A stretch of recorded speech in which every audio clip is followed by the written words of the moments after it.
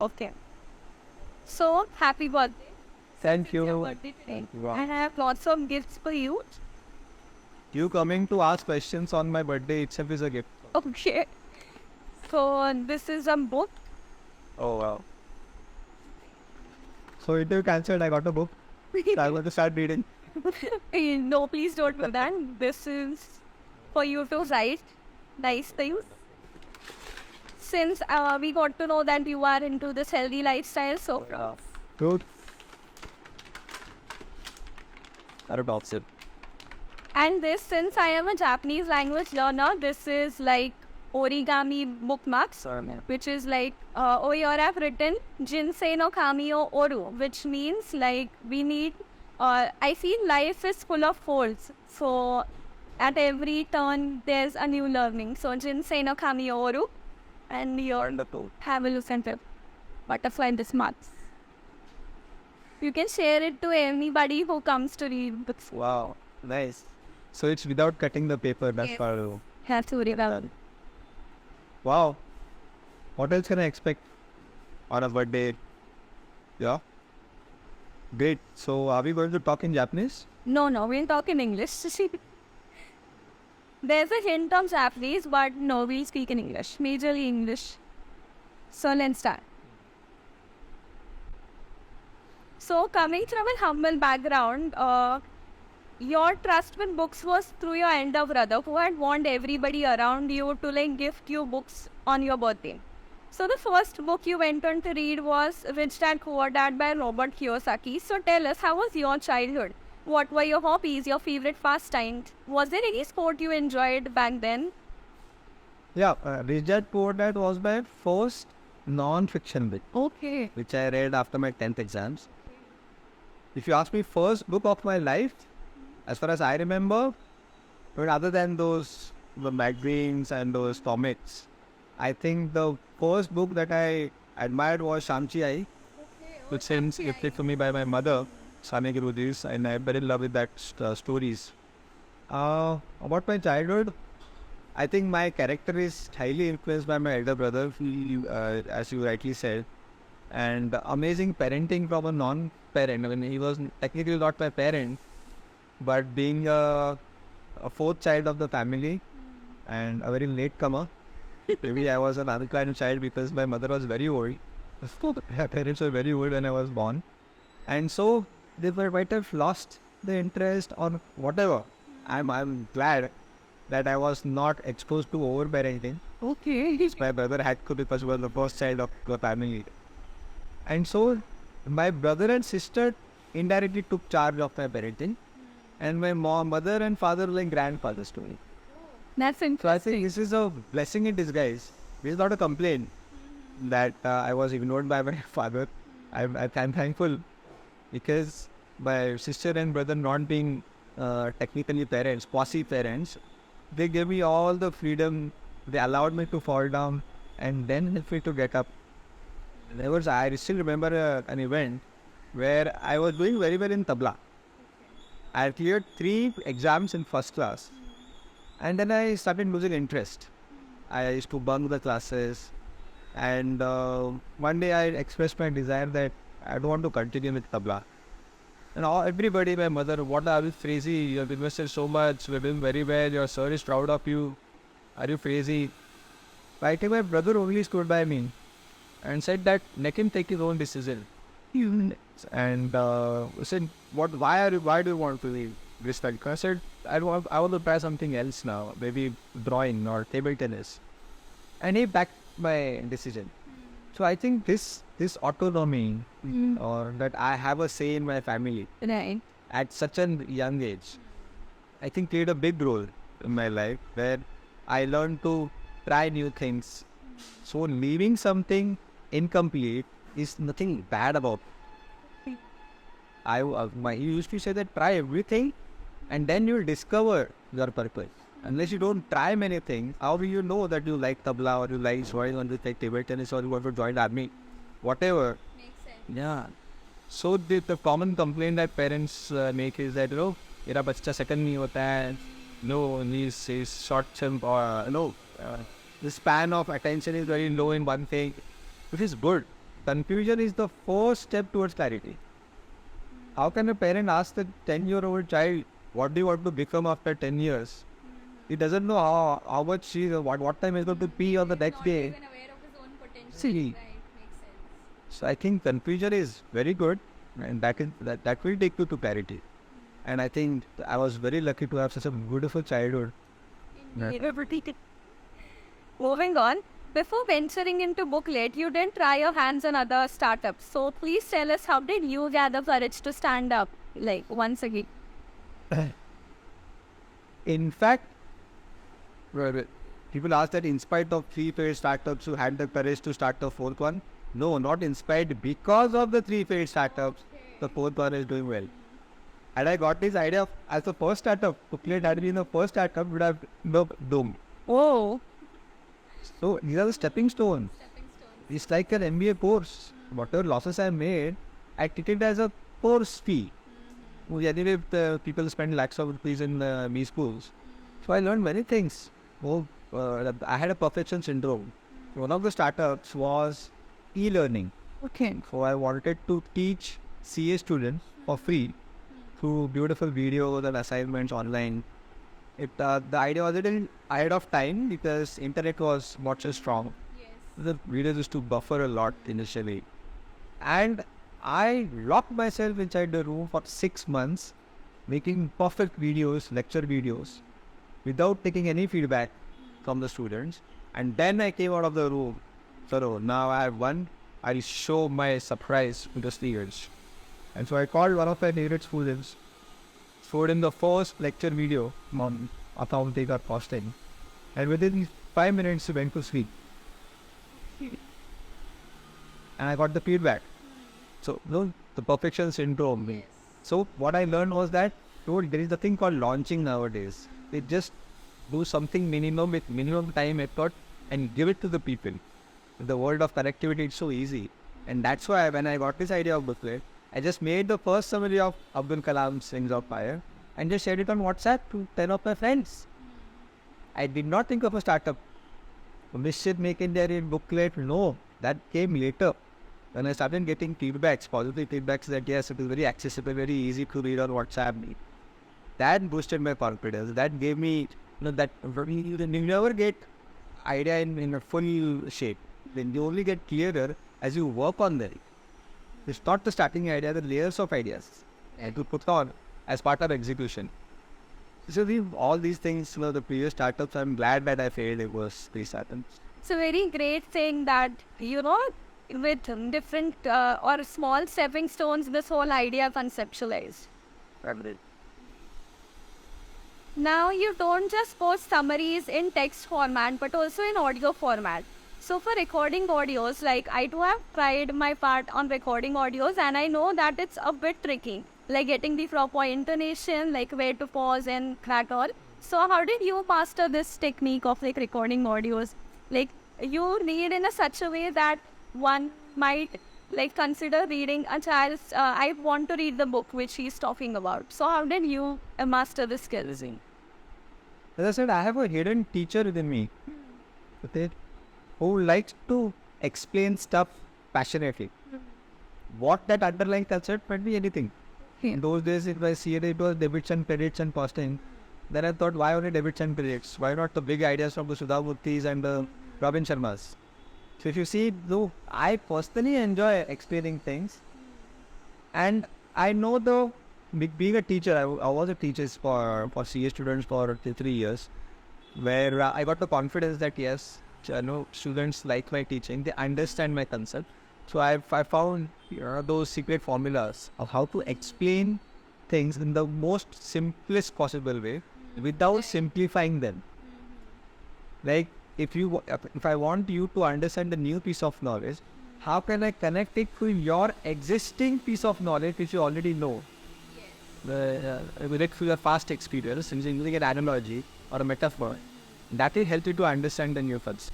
So if you see, all the ideas that I share is backed up by my personal, customized anecdotes, examples, which are different from the authors. Yes. In fact, the best compliment I ever got amongst the thousands, that sometimes you explain better than the author. Okay. And I got tears of joy on that. Because I internalize the example. Whether in burger, I'll use vada pav. These things are very important. We don't remember the concepts. We remember the examples, illustrations, stories. And as a byproduct, we remember the concept. So it's a very good thing that your thing of building rapport with students helped you in this way of explaining. An unconventional CA. And I love explaining. I said, no, if I myself enjoy, you will enjoy listening to me. Right. This is what our teacher in college used to say, that we enjoy teaching you Japanese. That is the result why you all enjoy learning the language. Speaking of Japanese, being a language enthusiast, I often encounter difficulties in paraphrasing. So could you share some tips on Oh, this is my favorite topic. This is part of the next book. Okay. Paraphrasing, the most underrated feature of any learning process or even reading habit. I am very lucky that I was indirectly taught paraphrasing right from my childhood, thanks again to my elder brother. So, when I was a child as a student in 4th, 5th, 6th grade, there was something called guidebooks, where we used to get the model answers, ready-made. And most of the time used to copy those. Yeah. But my brother had made a rule in my house that no guide will be bought for you, ever. You just have to read the chapter, whether it is language-based, whatever, and close the book and answer the question in your own personal, broken, desi vocabulary. That was very frustrating. It was tempting to open the book. I said, if you forget the concept, go and check the book again, close it, and reproduce in your own ears. Thing is the very important thing. Words are not important. The meaning is important. summarizing in your own words? If you keep the book open or take somebody else's answers, you are lost in the language of that author, the writer. Whereas words are not important. Like for example, I might say this sofa is crowded. You might say it is cluttered. Clutter. Right. It's not the vocabulary, but your understanding. Yeah. We use the word irrespective of. Americans say regardless. We don't use the word regardless. Now if I try to imitate his words, I'll struggle to retain, to recollect. Right? I'll use the word regardless or irrespective, maybe an Indian English. These are the small things. And no wonder why I'm able to explain better now. Because I'm used to reproducing it, paraphrasing it in my own words. So don't shy away with your vocabulary. We have enough vocabulary. If you know any language, 80% of the conversation happens in 20% of the words. Total words available in that language. A daily conversation. Those are enough. Enriching the vocabulary will come as a byproduct of reading habit. We don't have to work specially on your vocabulary. And what's the use of using heavy words which you are not going to understand? That is not communication. Communication means you should understand what I'm saying. When I keep boasting my vocabulary, we'll just keep nodding and you're not understanding anything. What's the use? Sure. I have failed as a teacher. So yes, here is a very valid point. Paraphrasing is so important. Let's use a simpler word for it. Is that reproducing in your own words. In simpler words that we are able to understand. And definitely, this is very helpful tip. I'll definitely implement this in my interpretation job, because that is what is there. Because you have to explain whatever the other person has said in simpler words. Definitely a useful tip. Thank you. Next, what's your take on generative learning models like ChatGPT? Do you feel there's a scope for its assistance in summary writing for you? It's a great tool, but then it is I'm not taking a pill to lose weight. A shortcut, because I've been losing out. As I said, the process of learning is more important than learning. Right. The way I learn things, and then see, as a byproduct, teachers rewarded it with abundant marks because they found my answers very different from others. So Visa Pita, everybody had the same answer, model answer from the guide folks. Mine turned out to be different, yet the same outcome and meaning. They were delighted to give me more marks. So how you learn, the process is more important. So if you just, nowadays the homework is done by students by going to ChatGPT. I think this is very dangerous. I'm not blaming ChatGPT. In some areas, it will be a blessing for humanity. But I think for summaries, I'll never know. It will be like cheating on who as well. Oh, I should understand the book and then go one step ahead of the author and think how can I can use it in my daily life, or if it is relevant or not relevant, I'll quit the book. I'll not summarize it for you. Right. That is Like you said before, like you give Indianized metaphors, similes, so that touch would be lost. Makes sense. Next, amidst all of the struggles, there are times when we have mental breakdowns and everything, but there are always some people cheering us up to like stay strong. So, who are the people in your life who always motivated you to like keep going, stay strong?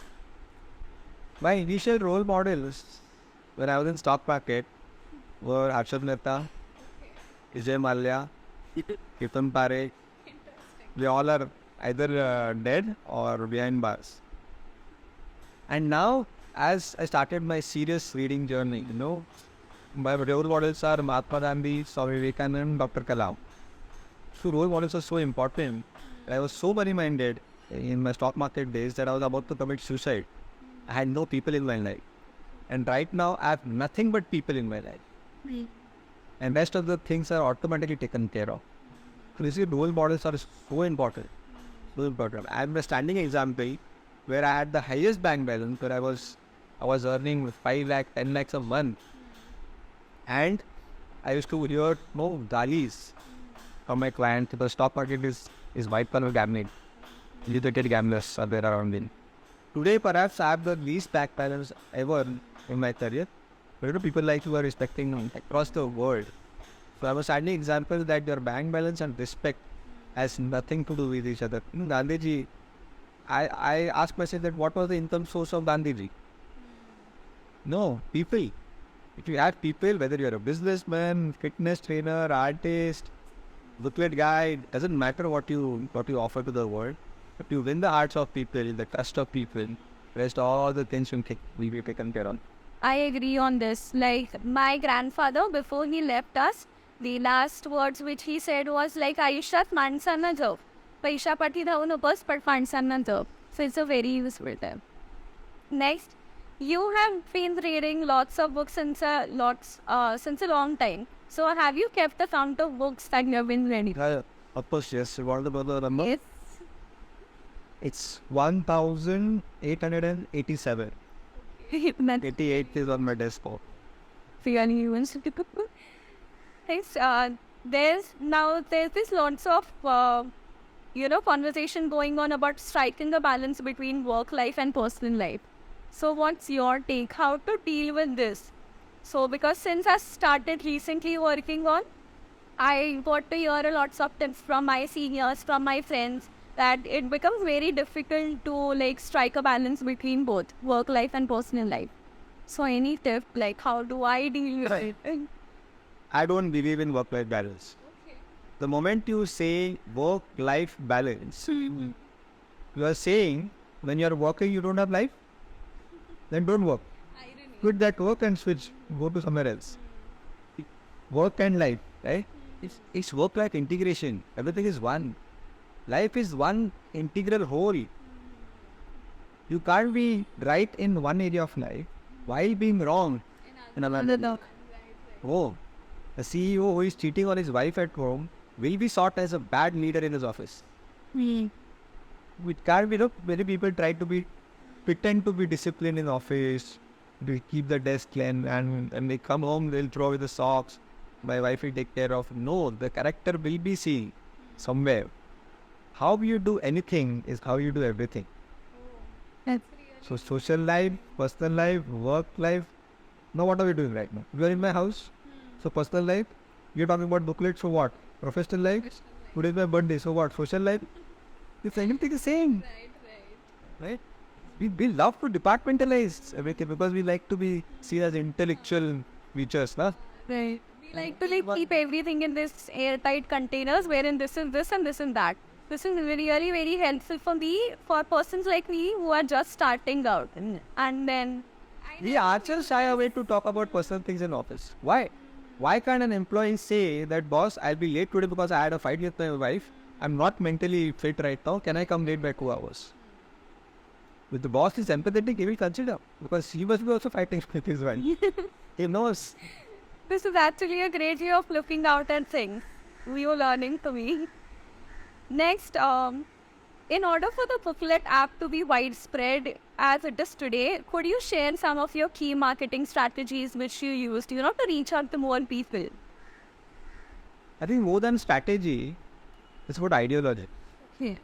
Nowadays, we youngsters feel ashamed to talk about values, because there are some fancy ideas like blockchain and ChatGPT and driverless cars and space tourism and AIs and deep learning. They are all great things, but nothing can be as important as your own set of values, personal values. I'm not talking about the values that were taught in Balbasi text, the both standard. I'm talking about reading habit is my personal value. It's an ideology, and I live with it, right? And then you will get inspired through my actions, not through my words, not through my teaching. Booklet app is just a stupid, tangible evidence of my belief, of my ideology. That is not everything. You are not here because of the design, beautiful design of the plate.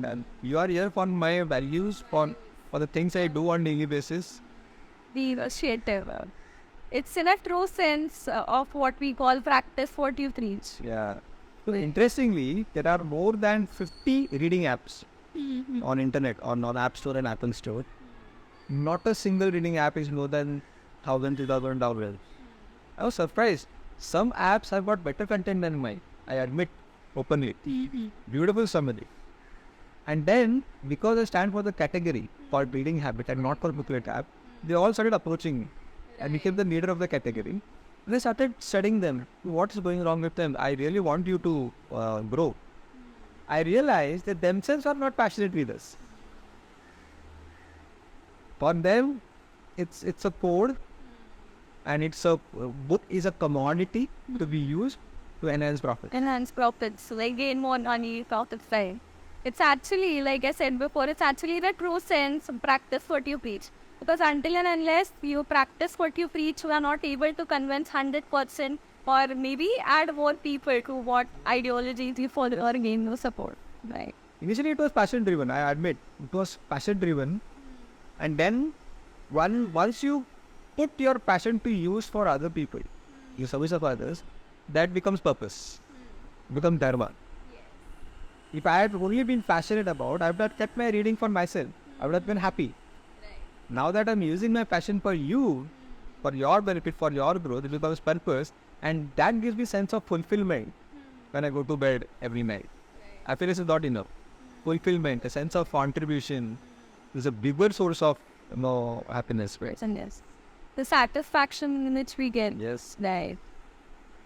So now moving on, reading to a certain extent has been limited, to the just up to the conventional ways of book, maybe or Kindle and online copying, or maybe for like people like me, downloading a pirated version of the book from internet and reading it. So no doubt we still have audio formats, but still, what's your take on facilitating books to the differently able class of the society? Okay. See, coming to adapting to the new technologies of reading, we have this selective selective adaptation of technology. When it came to movies, nobody said that, I don't like that Netflix. I like to go to the theater and have this popcorn and watch the movie. Nobody. Everybody embraced Netflix. Easily this transition. When it comes to books, no, Amrut, no, I like that seal of physical books, the smell. वो feel नहीं आता है Kindle में. It's called bias. Selective modernization. Okay. I think learning, the main objective is to learn something that the author knows which I don't know. That's the whole objective of reading a non-fiction. Fiction, I can understand, is more towards entertainment. That doesn't mean we don't learn some fiction. It's more about entertainment. So I think that the medium is not important. Book is just a stupid medium to transfer the thoughts of the author into my mind. And how does it matter that it is going through eyes, ears, by listening to audio summaries or audibles, or reading on Kindle or PDF? watching Steve Jobs interview on YouTube is as good as reading Fat Topping biography. Right? It was learning, but I think it's the most distraction-free. I admit, there's no distraction-free. Like keep my mobile away and lock myself in that room, then nobody will do it. But by watching Steve Jobs interview, to learn from him, the autoplay button will take me to Nurapati and Alia Bhatt. That's the problem. And initially there are the different pop-ups which are coming on and you're like, oh, there's a message from somebody. Let's see reply to it. In fact, internet reading is made for shallow reading. They can't survive. If you go deep reading and ignore all those pop-ups, how will they make money? Right. And here's those hyperlinks where we click, go to a new page. Within 5 minutes, you realize they've opened 10 tabs on Google Chrome and you're lost. Where did you start from? Because they want us shallow reading to maximize their revenue from ads. Right. So I have this friend who's like elder sister. She cannot listen, like she cannot hear and she cannot see. But like she in her school, like she goes to a school where there are differently able people like her. And then over there she reads books through Braille. But there are very few books available which could be like which they could read. So is there any scope like the Booklet app for the Booklet app to reach people like these? So she's mute and she's deaf. Yes. Okay, that's the key. But then what about the eyesight? The multiple disability. Can she read through her eyes? She can, but that is also not that great. So she reads through Braille language. Okay. I think tactile books is the only solution for that. Yeah, I mean, for blind people, this is like a boon for them. Yes. They listen to all the books for a week and almost 10 lakh, I think 1 lakh downloads are from these young graduate blind people of India. Wow. And I've made some changes in the code, which makes the accessibility more easier for visual impaired people. But this multiple disability is a unique solution that for me. I'll have to think about it. So very good opportunity to learn. Speaking of, you spoke about the code. So how do you deal with the technical aspect of the app? Like, if there's a technical piece, how do you come up with the solution? Like, do you have friends helping you out in this? Or do you manage everything individually? See, I'm not a technical guy. I don't understand those codes and Java and all. So I have a very good friend in Pune, or the Sanjot Shah. And I had changed IT team 4 times during the journey. I was frustrated with the false promises and the culture in the IT industry in India. Then I realized my mistake, that if they are not passionate about the why, Initiative. if they are not readers, nothing is going to work. Until I met him, that he is a crazy book lover, and no wonder we are working for last like 4 or 5 years now, and I'm very satisfied with his services. And he goes out of the way. He doesn't treat me like a client. When he comes out and you should do this, well, and this will help enrich the reading experience. They come out with some amazing ideas in the next few months, where we are going to use cricket analogies, like IPL, Indian Premier League. We are going to start Indian Booklet League, where it will be like reading cricket matches in corporates. The different departments will play reading matches, and then there will be leads, semi-final and final. Questions will be asked based on the summary. So one question is 1 ball, and if you give the right answer, you hit a 4. If you give 2 wrong answers, you are out. So unknowingly, they will be reading 30-35 books without their knowledge, because they are lost in the game. This is very nice, like having people who share the same purpose or who have the same dream like us. It's very helpful. That's the message.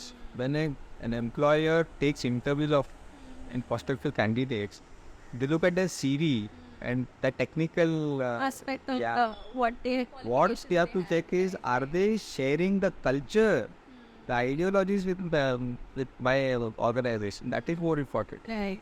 Smart tests can be taught by Google. These things can be taught. If a person doesn't believe in books, there is no point if he has a PhD degree and hiring him in Booklet. Right, I agree.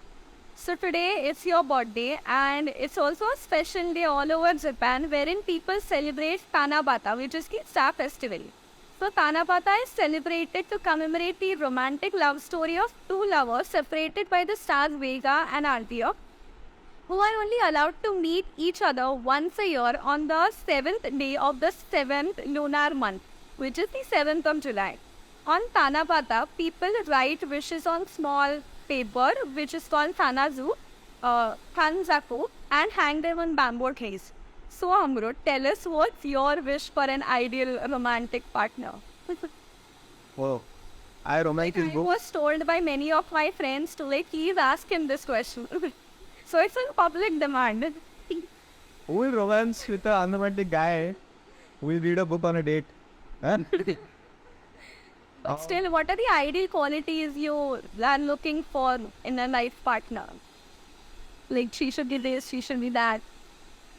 Honestly, in a purpose-driven life, I might sound philosophical, but in a purpose-driven life, everything else becomes distraction. And I feel that not only one person should get my attention. I really has this feeling of Vasudhaiva Kutumbakam, where it is my national responsibility to make India real. And so I've decided that no, I'll remain single for the rest of my life. It's a thoughtful thought to gather in a sympathy, because I'm enjoying this journey so much of giving. Yeah, it will be injustice on her, because I've surrendered myself to this higher purpose. Oh, Chowpi. It's a great cause for you, but a lot of disappointment to all the girls who are like, Well, I'm open for friendship. I'm open for friendship. stop. Yeah. Welcome friendship. Now we'll go head towards the rapid fire round. So are you ready? You Yeah. need to answer every too fast, okay? So once again with the most obvious, your current read. I'm reading 4 books right now. One is Shashi Tharoor's. Second, I'm reading The Speed of Trust by Stephen Covey's son has written it. Yeah. Third, I'm reading the book of No, 365 ways of saying no without hurting the other person. Next is your favorite book. My favorite book? Difficult to choose an answer, but still. Yeah, I always have my all-time favorite book, which keeps changing every week. So right now, I think I'm falling in love with a book written by Sheryl Sandberg, the ex-CEO of Facebook. She has written a book called Option B. Option B. Yeah. Okay. So she had lost her husband in one of the accidents. And now that option A is not available, what is option B? Option B. Right. So the same thing. Very, very inspiring book. Especially every lady on this earth should read that book. And the name also is interesting. Like in life, we always have an option A, but we fail to think about what if this does not work out, what do I do next? It's very important, I feel. Next, any translated book you have read and would like to read in the original script? This is again because I am a Japanese language learner. There are lots of books that I've read it in English but would like to read someday like in Japanese. Ikigai? Ikigai, perfect. 3 adjectives that best describe the present you.